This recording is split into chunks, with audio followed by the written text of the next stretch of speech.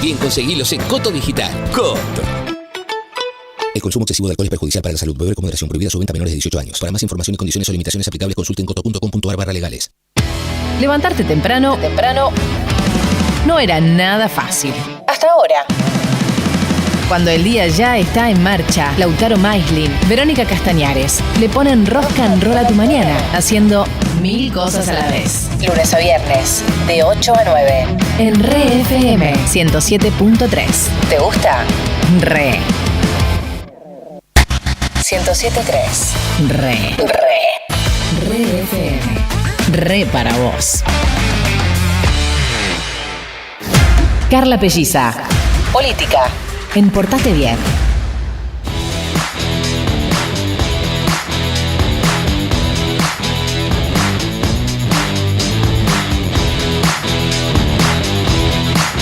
Nueve de la mañana, 35 minutos, mañana complicada en Puente La Noria. Se está viviendo una situación de extrema tensión porque hace ya tiempo, hace 11 días, los trabajadores de la Feria de la Salada están atravesando una situación muy complicada porque el gobierno nacional decidió que no puede funcionar más la feria. Fueron allanados hace casi 2 semanas y hay 300 feriantes que están cortando de manera total Camino Negro, que están en Puente La Noria, y empieza ya un operativo policial de magnitud para evitar este corte que de momento se está efectivizando realmente.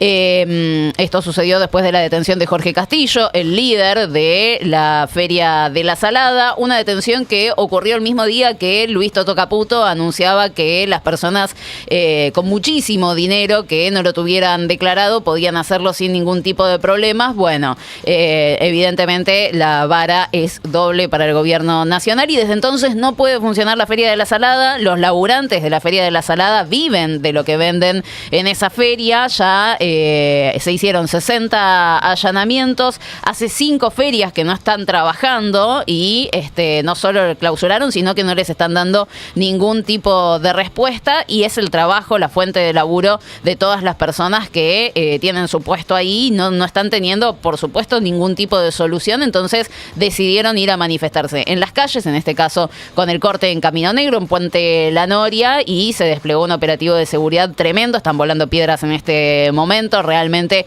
una situación de extrema tensión que veremos cómo se desenvuelve, ¿no? Te sumo algunos datos, Carla, porque me parece interesante más o menos entender cómo funciona y, digamos, y cuál es la manera en que perjudicaron a toda esta gente que está ahí manifestándose. Pagaron justo el día anterior a que se hiciera la clausura, todos pagaron el alquiler de sus puestos, que son aproximadamente 7 palos por mes, o sea, 7 millones de pesos por mes, que cada uno de los puestos, y está bastante organizado, porque ya habían tenido muchos inconvenientes, y por ejemplo lo que dicen ellos, por lo menos es lo que expresan, es que no están infringiendo ninguna ley de marcas. Creo que hace bastante tiempo se hacían inspecciones en relación a eso. Habrá que ver si esto es así, desconozco. Yo la verdad es que hace mucho tiempo, una sola vez creo que fui a la Salada hace muchos años, y la cosa era bastante distinta. Entiendo que después se pusieron bastante al día con algunas cuestiones administrativas y legales. Y también lo que está pasando es que muchos de los puesteros tienen sus depósitos ahí y, por ejemplo, venden en otros lugares. Había uno, por ejemplo, que vende en locales de flores en Avellaneda, pero tiene toda su mercadería ahí y de alguna manera incautada, porque no pueden entrar, no pueden hacer uso de su propia mercadería.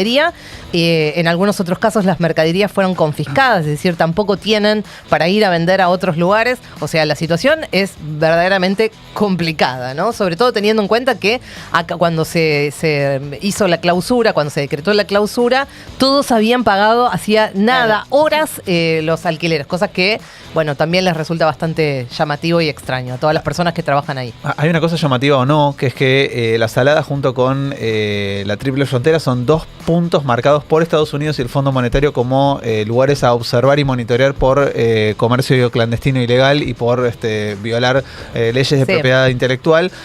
Y no es casualidad, digo, que un gobierno como el actual esté apuntando en el mismo momento en el cual acepta delitos de guante blanco y dice, bueno, si hiciste un montón de dólares por fuera del sistema, nadie te pregunta, pegándole a un sector que efectivamente merece una discusión amplia, pero digo, pegándole de la manera más fea posible, que es dejando laburantes sin laburo, congelando stocks de gente que se dedica básicamente a vender lo que tiene para subsistir. Así que acá yo leo también una especie de gesto del gobierno para atacar a un sector de la sociedad respondiendo a una demanda que hace tiempo Estados Unidos le viene haciendo. Y suma una cosa más que digo, pienso ahora. La verdad es que quienes van a la Salada también van a comprar mercadería, generalmente al por mayor, a precios realmente accesibles en comparación a lo que se encuentra en otros lugares, cosa que en este momento, sobre todo de crisis económica, es muy importante, por lo que se mueve alrededor de la Salada, igual que en Avellaneda, pero en la Salada mucho más, digamos, todo un circuito de gente que va a comprar, que a su vez revenden sus negocios. Bueno, todo eso está paralizado también, o sea que las consecuencias son no solamente para los puesteros, sino para toda la gente que se surtía para poder vender en sus lugares, en sus provincias también, porque vienen mucha gente, muchos tours de compras de un montón de lugares, gente que ya no tiene mercadería también para vender. O sea que todo el ecosistema perjudicado alrededor de esto, bueno, nuevamente es un montón de gente, ¿no? Bueno, veremos cómo sigue entonces todo. En Puente La Noria, reiteramos, hay una situación de extrema tensión en este momento porque están los puesteros, los feriantes de la Salada que quieren volver a laburar, que quieren acceder justamente a sus puestos, como decía Gaby, a sus mercaderías. La policía no los deja porque está clausurada la Feria de la Salada ya desde hace 11 días, entonces hay un corte importante ahí en Puente La Noria y un operativo de seguridad también, ¿no? De magnitud. Ya hubo piedras, hubo balazos de goma, así que vamos a seguir de cerca la situación para ver cómo se desarrolla todo esto. Vamos a repasar un poquito también qué fue lo que sucedió en las últimas jornadas, porque fue un fin de semana de muchísimo voltaje político, puntualmente en la provincia de Buenos Aires. Axel Kicillof, gobernador bonaerense, lanzó finalmente su movimiento, el movimiento Derecho al Futuro, con un acto desde la localidad de La Plata. Hoy a la noche va a hablar la expresidenta de la Nación, Cristina Fernández de Kirchner, que va a dar una entrevista en el canal C5N, así que se vienen seguramente jornadas y semanas de muchísimas definiciones en la provincia de Buenos Aires. Vamos a repasar un poco qué era lo que decía este fin de semana Axel Kicillof, lanzando ya oficialmente el movimiento Derecho al Futuro.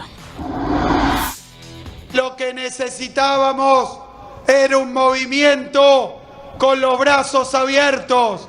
Nace hoy el MDF, nace el movimiento Derecho al Futuro, y como decía el general, el movimiento jamás fue excluyente, jamás fue sectario.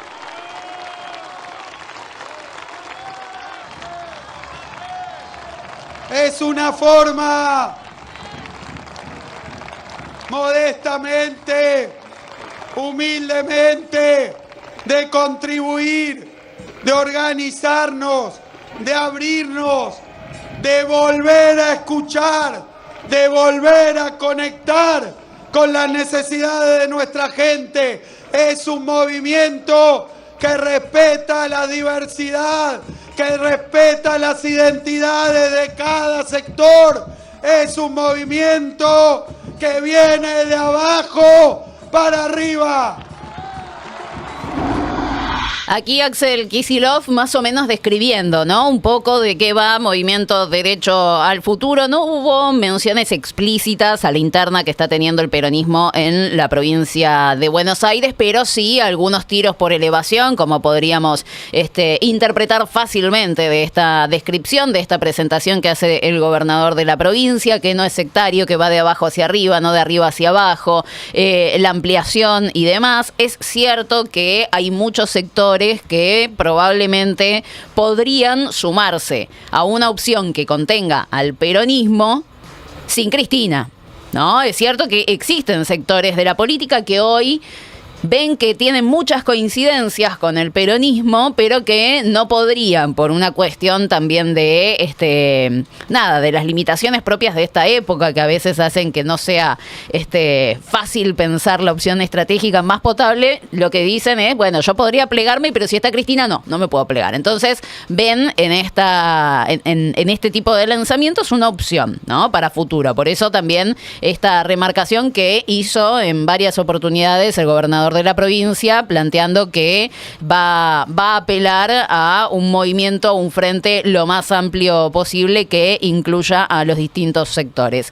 Y algo que planteó Axel Kicillof, que claramente está pensando en el 2027, el gobernador de la provincia, creo que está pensando más en el 2027 que en el 2025, que en estas elecciones, es la confrontación directa con el presidente de la Nación, Javier Milei, ¿sí? Que es un poco la estrategia que también está llevando adelante el PJ a nivel nacional, que hay que confrontar con el modelo del presidente Javier Milei, y por eso es que el PJ nacional lo que pedía era la unificación, la concurrencia de las elecciones provincial y nacional que se hicieran el mismo día, cosa que de momento no está sucediendo. Pero Axel Kicillof dijo que el único adversario que hay hoy en día es justamente el presidente, y lo planteaba de este modo. Hay que entender algo fundamental, y que es que el único adversario que tenemos es Milei, y está afuera, no está dentro.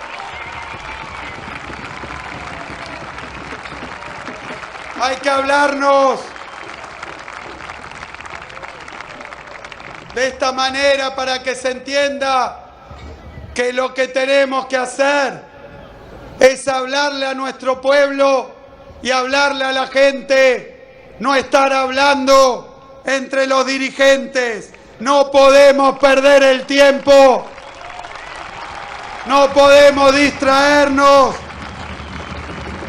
Tenemos una misión: ir a buscar a los decepcionados, ir a buscar a los desmoralizados y pensar cada día una sola cosa: ¿qué puedo hacer para explicar, para convencer y para sumar?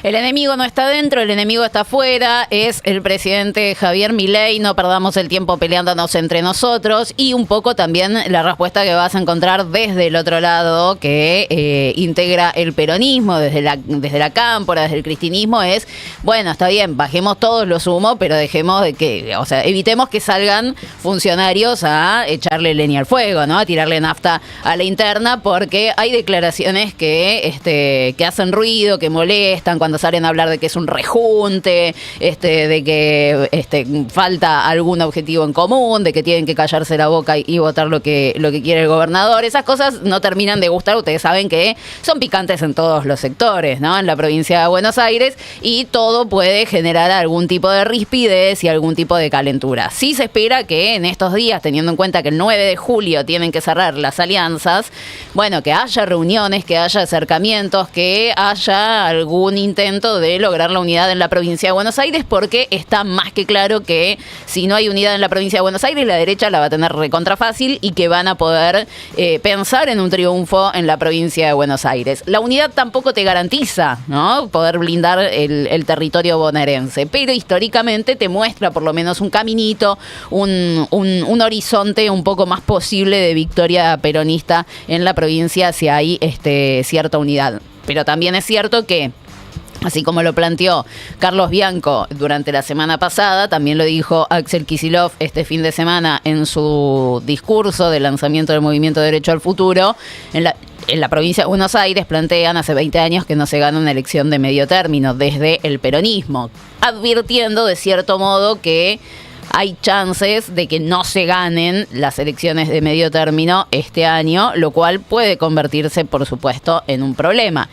La elección de la provincia de Buenos Aires, la bonaerense, la que se va a hacer el 7 de septiembre, es una elección muy particular porque son 8 elecciones en el mismo día. Cada sección electoral elige a los legisladores que la van a representar en la legislatura bonaerense. Por lo tanto, no es que vas a tener un resultado, ¿sí?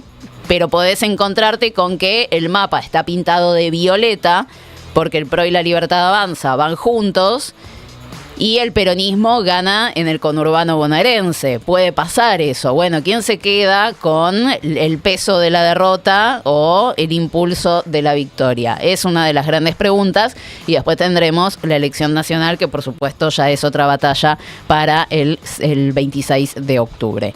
El gobernador hizo mención a la situación de la expresidenta de la Nación, Cristina Fernández de Kirchner, que hoy va a dar una entrevista a las 8 de la noche, y habló sobre la persecución judicial de la que está haciendo foco Cristina, y lo decía de este modo. El odio, y no puedo dejar de decirlo, recrudece también la persecución judicial. Sin una prueba, parece que quieren condenar de nuevo a Cristina. El peronismo sufrió persecución muchísimas veces.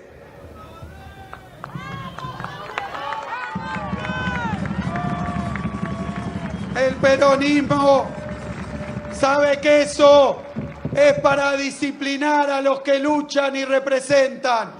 Por eso desde acá dejamos en claro, basta de persecución, basta de partido judicial.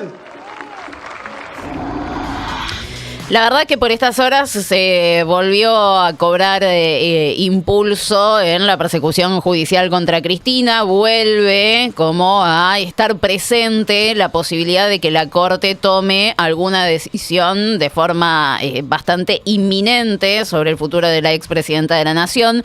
Vamos a recordar lo siguiente, a Cristina se está intentando que no sea candidata, ¿no? Este año se intentó con el proyecto de ley de ficha limpia en el Congreso, proyecto que fracasó. De haberse aprobado ese proyecto, ella no hubiera podido ser candidata a ningún cargo nacional, pero como fracasó ese proyecto, puede presentarse donde quiera. Si se hubiera aprobado ficha limpia, ella podría haber sido candidata, sin embargo, en la provincia de Buenos Aires, porque solo te inhabilitaba para cargos nacionales. Como fracasó el debate parlamentario, ella puede hacer hoy lo que quiera, puede presentarse donde quiera, salvo que la Corte Suprema deje firme la condena, que por ahora es a 6 años, contra la expresidenta de la Nación por la causa vialidad, una causa que no tiene ni pies ni cabeza, pero desde el viernes de la semana pasada se está empezando a rumorear que la Corte Suprema podría tratar en junio el recurso de queja que interpuso la defensa de Cristina y dejar firme esta condena. Si la condena efectivamente queda firme, ella no solo va a estar presa por 6 años, que es la condena actual, la Fiscalía pide 12, no solo estaría presa 6 años, por edad puede ser prisión domiciliaria, sino que va a estar inhabilitada a ocupar cualquier tipo de cargo público y ahí sí no va a poder ser candidata ni nacional, ni provincial, ni absolutamente nada. De estos rumores venimos escuchando hace ya un tiempo, ¿no? Veremos si efectivamente sucede o no sucede, pero la aparición de hoy de Cristina a la noche, la mención que hace Axel Kicillof también este fin de semana, nos muestra que por lo menos hay cierta preocupación, porque está esa carta todavía, está esa carta para jugar y que Cristina no pueda ser candidata. Sobre la provincia de Buenos Aires también habló el presidente de la Nación, Javier Milei, que le dio una entrevista en el cierre de la semana pasada a la siempre imparcial y honesta Mariana Bray, y se refirió no solo al acuerdo que están teniendo con el macrismo en el territorio bonaerense, sino a la intención que tiene él de que ese acuerdo funcione como una especie de puntapié para poder ordenar el resto del país y que la República Argentina finalmente sea toda violeta. Estamos de acuerdo, digamos, en armar un formato para ganar la provincia de Buenos Aires, tanto en septiembre como en octubre. Y esa idea es que ese marco de acuerdo sirva para ordenar el resto del país. Así es que, digamos, estamos todos trabajados para pintar de violeta a la Argentina en octubre, sin lugar a dudas, y que avancen las ideas del cambio radical, que es lo que nosotros hemos impulsado. Ahí el presidente planteando un poco cuál es el objetivo. La verdad es que habría que tener en una mayor estima, ¿no? del Armado de la Libertad Avanza. Uno piensa que a veces van así a los tropezones, que son muy, muy desordenados, y es cierto, pero evidentemente tiene un plan en mente Javier Milei en la ciudad de Buenos Aires. Le salió bien. Veremos qué es lo que pasa con las próximas elecciones, porque va a haber más elecciones de acá a lo que suceda en la provincia de Buenos Aires, pero él lo que está esperando es ver si puede funcionar un acuerdo con el macrismo en el territorio bonaerense y a partir de ahí como empezar a ordenar también el resto de las provincias, porque él lo que quiere es ganar. Quiere ganar en la provincia de Buenos Aires y quiere ganar en otros distritos. Hay posibilidades de llegar a acuerdos, por ejemplo, tácitos en Chubut, de llegar a acuerdos explícitos en Entre Ríos y de a poquito ir copando un poco el Congreso de la Nación. Sí, a mí me llama la atención, o no, otra vez, el nivel de entrega de la oposición amigable dialoguista. Digo, hubo un momento en el cual parecía que todo eran una especie de tironeos para ver lugares en las listas. Hoy la sensación que da al menos es que el gobierno está imponiendo condiciones y que el resto de los opositores amigos aceptan las condiciones tal cual vienen, ¿sí? Antes era, bueno, a ver si metemos uno y uno en la lista, ahora es a ver qué me toca. A mí ¿sabes lo que me causa gracia? Yo entiendo que van negociando de aparte, ¿no? Bueno, primero mantengamos lo nuestro, pero el macrismo se plantaba hace un año, 9 meses, diciendo, bueno, candidato de unidad, el Colo Santilli, lidera la boleta. Y hoy que están discutiendo, déjame manejar la lapicera en mi municipio para armar la lista de consejos deliberantes y consejeros escolares. Ni siquiera eso. 3 empanadas. Y ni siquiera eso. Y no sabemos si va a funcionar. Yo calculo que sí, pero no sabemos si va a funcionar. Y después veremos qué es lo que pasa con las listas seccionales y qué sé yo. Pero me suena como que pasamos de eso, de yo quiero liderar la boleta nacional a, por favor, déjame manejar la lista de consejos deliberantes de mi municipio, que son 13 sobre 135. Ni siquiera son tantos. Es realmente 3 empanadas.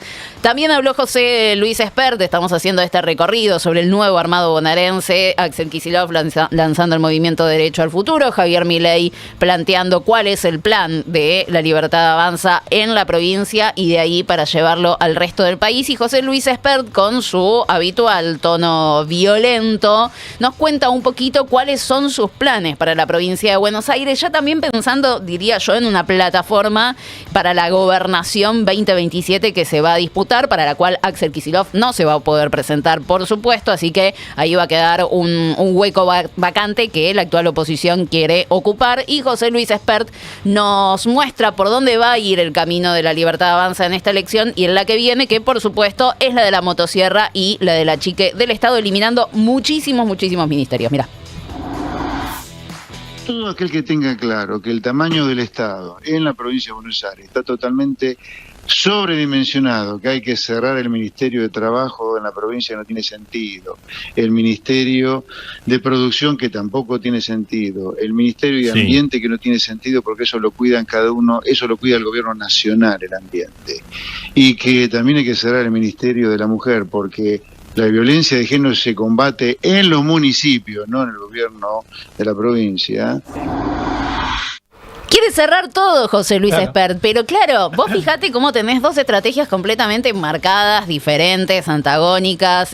Axel Kicillof haciendo foco en la obra pública que hace la provincia de Buenos Aires, que quiere decir eso, que es más estado presente. Y José Luis Espert, que la verdad es lo que te está diciendo es, no me importa que vos digas que el Estado es clave en todo esto. Yo considero que el Estado tiene que correrse.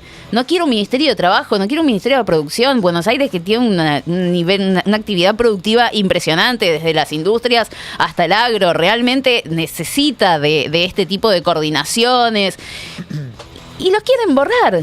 Y evidentemente ellos deben tener números, deben tener estudios que les muestran que la gente considera que tener Estado presente es contraproducente, ¿no? Y van por ese lado. Así que evidentemente vamos a encontrar dos estrategias muy, muy marcadas y muy diferentes. Una que es la de el Estado tiene que estar presente para hacer cosas que son necesarias para la vida cotidiana, y la otra que no. En la ciudad de Buenos Aires se intentó eso. Jorge Macri, el tema es que, bueno, ellos tienen un problema, ¿no? Que son bastante contradictorios con ellos mismos. Pero Jorge Macri decía, nosotros creemos en que el Estado tiene que estar para la plaza, para esto, para aquello, para lo demás allá. Bueno, quedaron a 15 puntos de la Libertad Avanza. Veremos qué es lo que pasa en la provincia, que es un electorado completamente diferente, por supuesto. La consultora CB hizo un estudio sobre el escenario en la provincia de Buenos Aires. Vamos a repasar algunos datitos, en este caso sobre los pisos y techos, ¿sí?, de los distintos candidatos que miden en la provincia de Buenos Aires.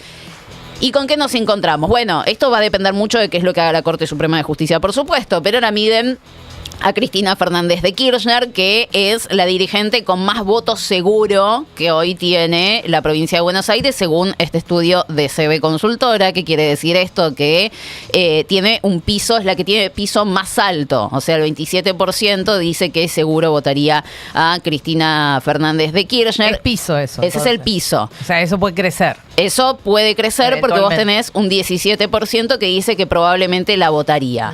Entonces, el cálculo final que hace CB es que Cristina tiene un techo del 44%. O sea, tiene un 27% seguro y puede crecer hasta un 44%. Es la dirigente que tiene piso y techo más alto en la provincia de Buenos Aires, según este estudio de CB Consultora. El segundo que tiene un piso más alto es José Luis Espert, con el 21%, y puede crecer hasta casi el 42%, 41,5%, ¿sí? Tiene un nivel de desconocimiento importante, de ahí también importante teniendo en cuenta que es una persona, uno entendería, bastante conocida, 9% todavía no lo conoce. Ahí podés encontrar un electorado que te permita seguir creciendo, por supuesto.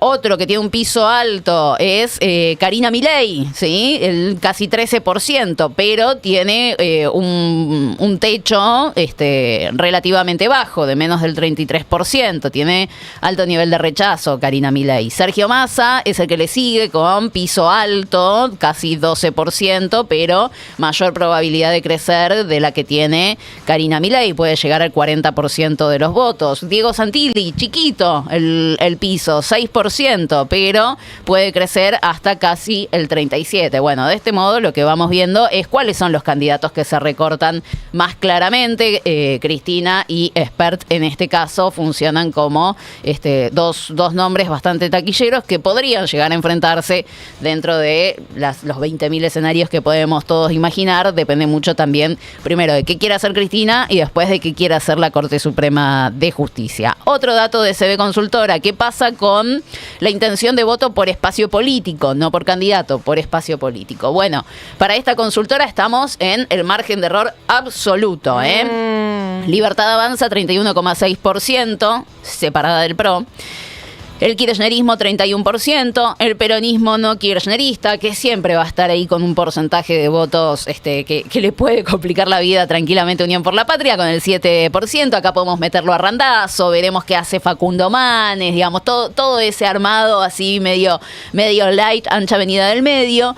6% para el PRO, la verdad es que no es un buen porcentaje para el macrismo el 6%, pero es un porcentaje que sí, como todo pareciera indicar, se suma a la Libertad Avanza, le va a venir bien, por supuesto. Y último dato de CB Consultora: preguntan por intención de voto según sección electoral y se concentran puntualmente en dos secciones electorales clave, que son las del conurbano bonaerense, las que tienen más electores, la primera sección electoral y la tercera sección electoral. ¿Y qué es lo que vemos? Bueno, también, más o menos como una suerte de empate, podríamos decir, entre la Libertad Avanza y el kirchnerismo en la primera sección electoral.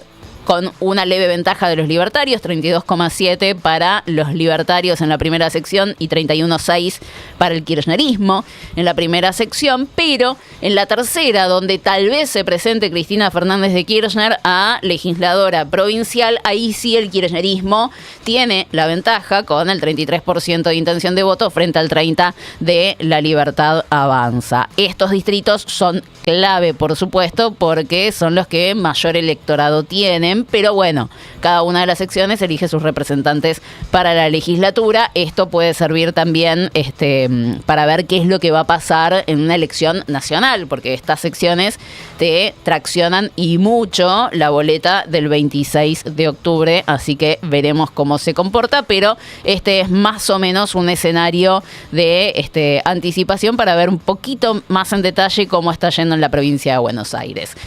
Donde va a haber elecciones este fin de semana es en la provincia de Misiones, y nos vamos a otro distrito.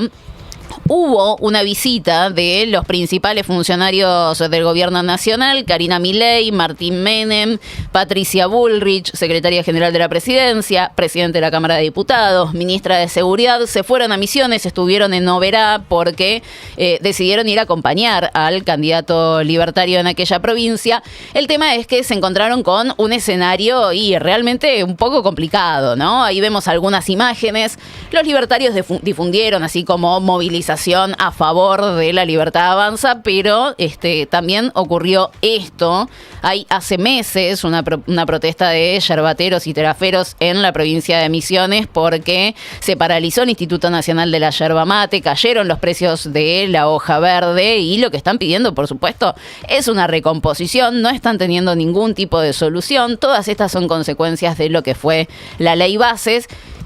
Ya estaba prevista hace unos días una visita que se había cancelado de Karina Milei por un cuadro gripal de la Secretaría General de la Presidencia. Fueron el viernes y se encontraron con este scratch, les tiraron hojas de yerba mate y demás. Tuvo que entrar rápido a la camioneta Karina Milei, porque empieza a haber consecuencias, ¿sí? en la política de gobierno y económica de La Libertad Avanza. Empieza a haber consecuencias y la gente se empieza a enojar, se empieza a sentir en la calle que la cosa no anda. Eso no quiere decir, por supuesto, que pierdan las elecciones, pero sí que la gente no es boluda y que se van a encontrar con este tipo de situaciones. Este domingo hay elecciones en Misiones. Se presentan 12 listas. La legislatura, que es unicameral, o sea, tiene una sola cámara, va a renovar la mitad de sus bancas. Renueva 20 de 40 bancas. 11 de esas 20 bancas que se renuevan son del oficialismo. El Frente Renovador de la Concordia, que ahora se llama Frente Renovador Neo, incluye libertarios en sus listas en lugares completamente entrables. La lista está liderada por un funcionario actual que se llama Sebastián Macías. Y esa lista incluye libertarios. Medio como para confundir también un poco al electorado, ¿no? De cuál es la lista real que representa las ideas de La Libertad Avanza. Los libertarios tienen su propia lista, su propia propuesta para estas elecciones, que fue la que Karina Milei fue a acompañar, que es la de Diego Gato Gardfield, que fue extenista. Exactamente. Mira vos. Puesto 73 del ranking ATP, enfrentó a Roger Federer en el 2006. Cuando se retira, pasa a ser broker financiero y ahora es candidato de La Libertad Avanza en la provincia de Misiones para estas elecciones legislativas provinciales. A este escenario complejo, en donde el oficialismo tiene libertarios, el oficialismo misionero tiene libertarios en su lista y La Libertad Avanza tiene su propia propuesta bancada por la Casa Rosada. Pero no es que duplican, o sea, no es que son mismos nombres no. No, son cosas distintas. Cosas distintas. Se le suma otra lista, que es la de Martín Arjol, que él es radical, actual diputado nacional, o era radical porque lo desafiliaron por ser demasiado libertario. El tema es que cuando conformaron las listas en Misiones, no pudo entrar, por supuesto, a la lista de la UCR, pero tampoco lo aceptaron en la lista de La Libertad Avanza. Así que él, también con un perfil libertario, presenta una lista aparte, que es la del Partido Libertario. Y él, hace 2 años, cuando se compitió por la gobernación, había sacado un buen porcentaje de votos, así que es una opción súper potable en la provincia de Misiones. Oficialmente el PJ no tiene un candidato así fuerte que uno pueda decir, bueno, vamos todos acá, pero sí apoyan a una candidata que es de la lista de Confluencia Popular, Mónica Gurina, que ella es docente, secretaria general de la CTA Autónoma. Juntos por el Cambio, lo que queda, también va a tener su propia propuesta, pero va a ser una elección interesante para ver cómo es que se acomoda La Libertad Avanza. Ahora, ¿cómo se explica también un poco? No sé si lo vamos a explicar o no, ¿no? Pero este escrache que vive Karina Milei y, por supuesto, el temor a que vuelva a repetirse tal vez en otro escenario, porque a la gente le empiezan a chocar las medidas del presidente Javier Milei. Bueno, hay una encuesta nacional de Isasi Burman, que en general es bastante favorable al gobierno nacional, que nos dice un poco cuál es la imagen del presidente de la nación. Y más allá de las observaciones que nosotros podamos hacer, uno va viendo que más o menos este escenario se mantiene. Es impresionante lo parejo de la imagen del presidente Javier Milei. Es muy constante. O sea, pasan los meses, puede estar un poquito más alto algún mes, más bajo otro, después repunta y así va bien. Pero más o menos es muy pareja la percepción que la gente tiene del presidente Javier Milei. En enero, según Isasi Burman, había un 55% de imagen positiva. Hoy tenés un 52%, en mayo. En abril tenías un 50%, o sea, ahora repunta. También imagen negativa. En enero tenías un 36%, hoy tenés un 39%. Va variando, pero muy poquito. Esto es la imagen personal del presidente, y esto nos muestra también cómo es clave la figura de Javier Milei, porque él es el que arrastra, él es el que tiene la imagen positiva. Y hacen un desagregado por región de cómo está el presidente según la región del país. Y miren esto, por ejemplo, en la ciudad de Buenos Aires, según Isasi Burman, la imagen, siempre es todo muy grieta, la imagen positiva en la ciudad de Buenos Aires de Milei es del 41%, la negativa del 45%, mitad y mitad, podemos decir. En Buenos Aires, más o menos igual, 45% de positiva, 47% de negativa. En la región centro, y acá se empieza tal vez a despegar un poco, 57% de positiva, 33% de negativa. En el norte, 63% positiva, 29% negativa. Y en la Patagonia y Cuyo, el 52% positiva, 39% negativa. O sea, lo que es el interior, que es lo que dicen muchos de los que no pueden despegarse de Javier Milei, bueno, ahí tiene evidentemente un mayor respaldo que acá, que por ahí la discusión es más nacionalizada, ¿no? En la ciudadanía, en la provincia. A mí me llama mucho la atención el nivel de imagen positiva en algunas regiones de la Argentina que Milei no pisó nunca en su vida. Nunca, sí. No, bueno, eso llamativo. habla del deterioro, digamos, de la política en general, digamos, del resto de los partidos políticos que no pudieron afianzar, que evidentemente no pudieron implementar políticas concretas que pudieran de alguna manera empezar a despegar a las provincias de los niveles de crisis que se venían sosteniendo desde hace muchísimos años. Llama la atención, por ejemplo, lo que vos mencionabas y que veíamos ahí de los tariferos en Misiones, y eso mismo empieza a pasar en las diferentes provincias. Tierra del Fuego. Claro, por eso te digo, en todo caso hay que preguntarse en qué momento, digamos, esa crisis que se empieza a ver en las provincias, en algunas regiones en particular, muy profundas, de gente que, como mostraba el otro día Martín, ese cuadro acerca de cómo crecieron las importaciones. Nosotros lo veíamos ahí, por ejemplo, la yerba mate, lo mostrabas, me fui a fijar, Martín, porque es, digamos, estamos hablando del primer trimestre del año pasado, en comparación a más de 530% de importaciones de yerba. Y lo mismo pasa con un montón de cosas que está, digamos, desbaratando, desmembrando, descuajeringando, digamos, toda la industria, la producción de sostén de muchas provincias. Entonces, la pregunta es, ¿en qué momento eso mismo que está pasando, que ya ocurre porque lo estamos viendo, digamos, tiene alguna consecuencia directa con el tema de las elecciones, o si a la gente le importa, o si la gente conecta una cosa con la otra? La verdad es que es bastante difícil poder desmenuzar el pensamiento y la actitud que tienen las personas a la hora de votar. Totalmente. No nos olvidemos que Misiones el año pasado... Es demencial, eso me pasa, que no se puede, ni siquiera en las encuestas se puede reflejar. No. Es algo que está pasando muy descuajeringado, no me sale otra palabra. No nos olvidemos de Misiones, el año pasado tuvo un conflicto muy fuerte con los docentes en la provincia de Misiones, un acampe muy grosso, realmente estábamos todos concentrados ahí en ver qué era lo que pasaba. Primer gran conflicto del gobierno de Javier Milei, ahora tienen con los yerbateros, tareferos. Veremos qué es lo que pasa el domingo, ¿no? Si bien es una elección provincial y sabemos el peso que tiene el Frente Renovador de la Concordia en la provincia de Misiones, bueno, hay muchas opciones libertarias, candidatos libertarios dentro del oficialismo misionero, la propuesta de La Libertad Avanza, el ex radical Martín Arjol. Evidentemente hay algo flotando en el aire que muestra que, bueno, hoy es redituable tener una propuesta en ese sentido. Y para cerrar, el último dato de la consultora Isasi Burman, que preguntan, teniendo en cuenta esto, ¿no? Que veíamos lo parejo y lo constante de la imagen